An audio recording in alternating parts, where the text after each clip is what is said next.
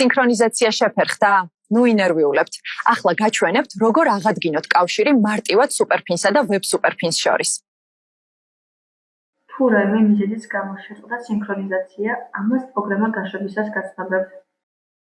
კავშირის შეწყვეტის ძირითადი მიზეზებია: მომსახურების ვადის ამოწურვა, შეძენილი ვებ-მეხსიერების გადაჭარბება ან ვადის გასვლა. თუ ამასთან ერთად გარკვეული დროც გავიდა, შესაძლოა კავშირის კოდის განახლება დაგჭირდეთ.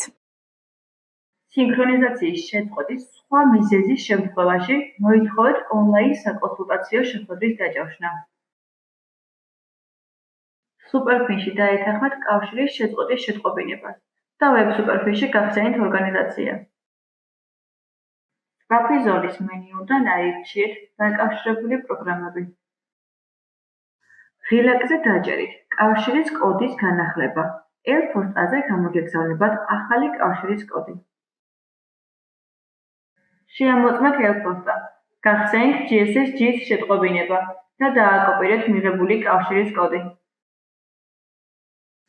გახსენით პროგრამა სუპერფინი. ინსტრუმენტების ზოლიდან აირჩიეთ სერვისი, პარამეტრები, GSS-G განყოფილება. დაკავშირება კავშირის წაშლა ველში შეიტანეთ დაკოპირებული კავშირის კოდი.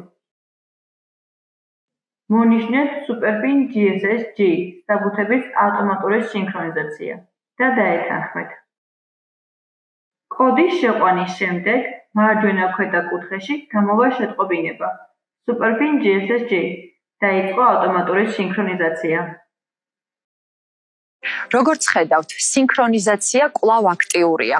თქვენი სამუშაო გარემო კვლავ მზად არის გამოსაყენებლად.